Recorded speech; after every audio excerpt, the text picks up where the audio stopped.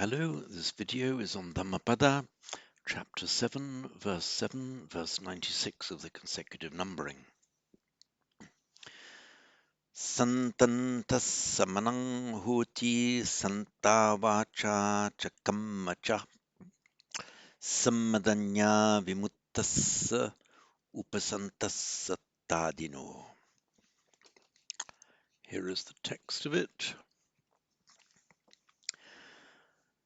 Santantassa manang hoti santavacha chakammacha sammadanya vimuttas upasantas tadino. Is manam, the mind?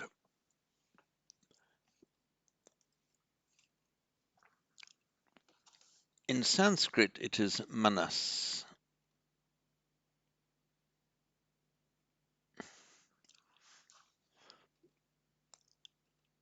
Consonantal declension, stem ends in as.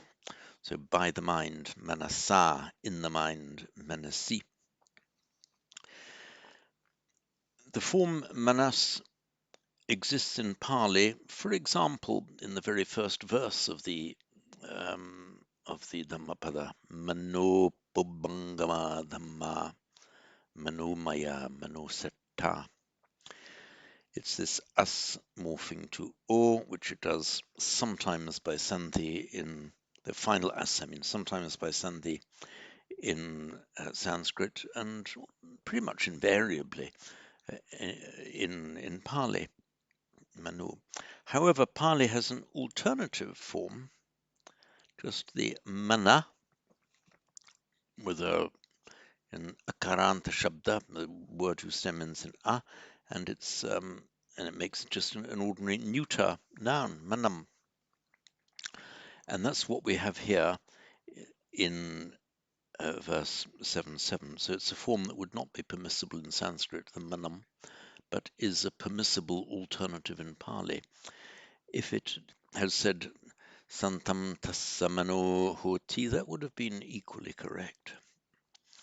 So tassa, manang, his mind, santam hoti is peaceful, is pacified. That's the word that is shanta in Sanskrit, santa in Pali, pacified, peaceful. So santam tassamanang hoti. Peaceful is his mind. Santa vachacha kammacha. Peaceful the speech and the action. See here let me call up the text again.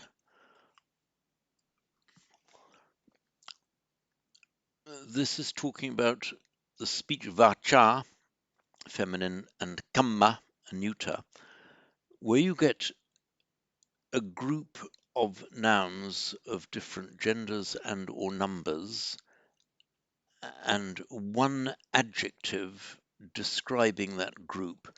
Remember, different languages have different rules what to do there. In Pali, the adjective will tend to agree with the nearest noun, and that is why it's santavacha chakammacha.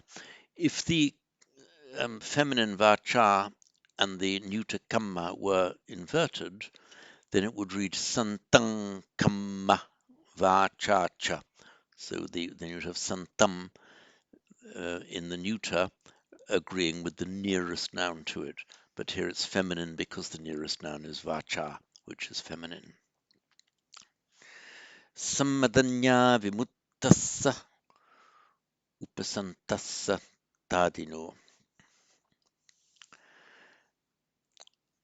So all of these are genitives, meaning the mind, the manam of all these people. So the mind, santam tassa manam hoti, the mind is peaceful of him, and the speech and the actions are peaceful, of the vimutassa, of the person who is liberated. Then Sanskrit would be vimuktasya, Pali vimutassa, by sammadanya, by perfect realization. Upasantassa, who has been fully calmed. Tadino, of such a person who has been fully calmed. In the previous verse, was it 2 verses ago, we had tassa tadino, of that such a person, which I said then was somewhat pleonastic. I think the same applies here.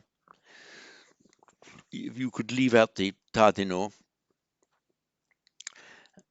without changing the meaning, well, changing it slightly, tadino is such like, but you could leave out the tassa, santam manam hoti, santavacha kammacha. So peaceful is the mind, peaceful the speech and actions, of whom sammadanya vimutassa, of the vimutassa, the person who has been liberated by sammadanya. So this tassa in the first verse is, I would say, pleonastic. It's not wrong at all. It's pleonastic and could be omitted without changing the meaning at all. So manam tadino, the mind of such a person is peaceful. Peaceful the speech and acts of one who is perfectly liberated by knowledge, realization, upasantassa, and one who is fully calmed.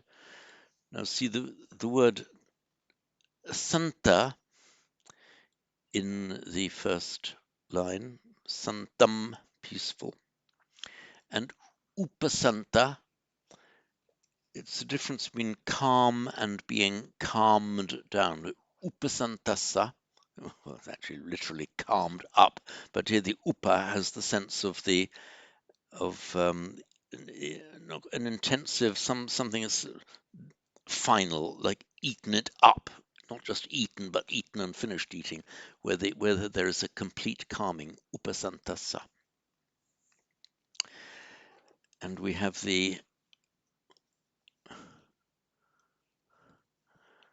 I'll give you the adjective here, upasanta. The noun, the calming, is upasama. It would be upashama in Kali, in Sanskrit.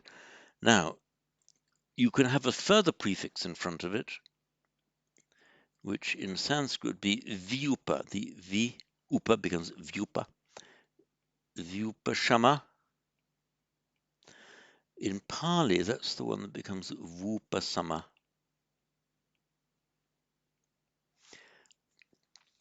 It has essentially the same meaning as upasama, but there's a bit more to it. The vi upasama, the vi becomes the u in Pali, vupasama, suggests that whatever was causing the lack of peace is got rid of. So you are calmed down and have got rid of whatever was an obstacle to that calm. But here it's just the upasantassa. Sammadanya vimuttassa. As I explained, I've made a correction in the note. I was silly enough to say was the same in the instrumental, the long a feminine ending instrumental, same in Sanskrit and Pali. I mistakenly said you do in the later literature find the aya ending in Pali, but in regular earlier canonical Pali it is aya, not aya. So I've corrected that in a new version of these notes I'll be putting up. So we would we would have expected to see, if somebody has been liberated by perfect understanding, we would have expected to see sammadanyaya, the instrumental form.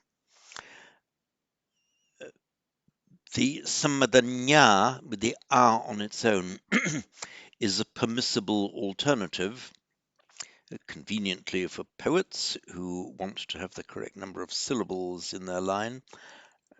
So sammadanya, that's the alternative. So the alternative form is actually looks exactly the same as the nominative, somewhat confusingly, but here there's no confusion, of course, because it's evident. It has his vimutassa samadanyaya or samadanya.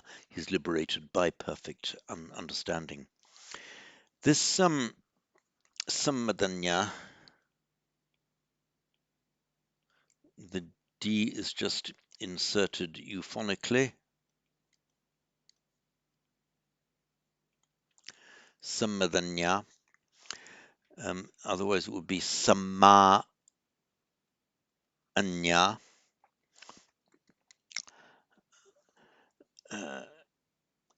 This D here is actually historically not justified. In Sanskrit, the equivalent phrase would be words written on their own: samyak, ajna, perfect realization. Join them together, and by sandhi, the k becomes a g by regular sandhi.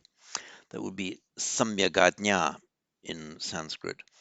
But that doesn't happen in Pali. It's a bit of an irregularity. You just find this inserted D instead of a G, so sammadanya. The word anya itself in Sanskrit, ajna, it's the root jna, of course, to know. And the noun, it's verb and noun, ajanati, ajna in Sanskrit, ajanati and anya in Pali. With this prefix a, it suggests onto it, towards it, not just knowing something, but going out and getting it, got it. And it makes the past, the aorist, the past tense, anyasi, he's got it. And this little story about the Buddha preaching the first sermon to his five former companions in the spiritual life. And Kondanya was the first who actually got what was being said. And the Buddha is recorded as having said, Anyasi Kondanya. Kondanya has not just known, but he's got it. Anyasi. And it was I put in the note, the Buddha nicknamed him as Anya Kondanya. I think I've looked at it since. I better remember now that the Buddha is a recorder of having said Anyasi Kondanya. Kondanya has got it, and he then became nicknamed as Anya Kondanya, Kondanya of the getting it. So I will read this for you once more.